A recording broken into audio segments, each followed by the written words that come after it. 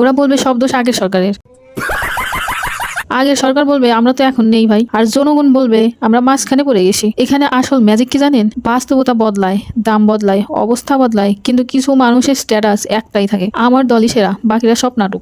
বর্তমান প্রেক্ষাপটে রাজনীতি এখন এমন একটা জায়গা হয়ে গেছে যেখানে কিছু মানুষ চোখ বন্ধ করেই বলে সব ঠিক আছে।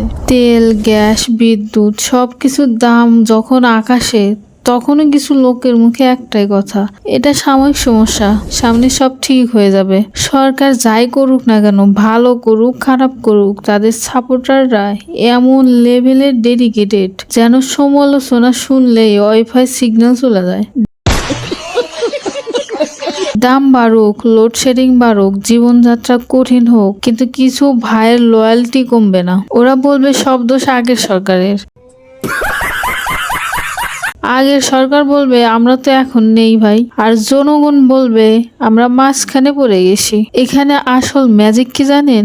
বাস্তবতা বদলায়, দাম বদলায়, অবস্থা বদলায়, কিন্তু কিছু মানুষের স্ট্যাটাস একটাই থাকে, আমার দলই সেরা, বাকিরা সব নাটক। ভাই সমস্যা সরকার না, সমস্যা অন্ধবিশ্বাস। কারণ চোখ বন্ধ করে সাপোর্ট করলে ভুলটা আর ভুল থাকে না, ওটা হয়ে যায় পার্টি পলিসি। শেষে একটা কথা বলি, দেশ চালানো কঠিন না, কিন্তু দেশ নিয়ে কথা বললে যদি সবাই শত্রু হয়ে যায়, তাহলে উন্নতি না, শুধু চুপ থাকার সংস্কৃতি তৈরি হয়।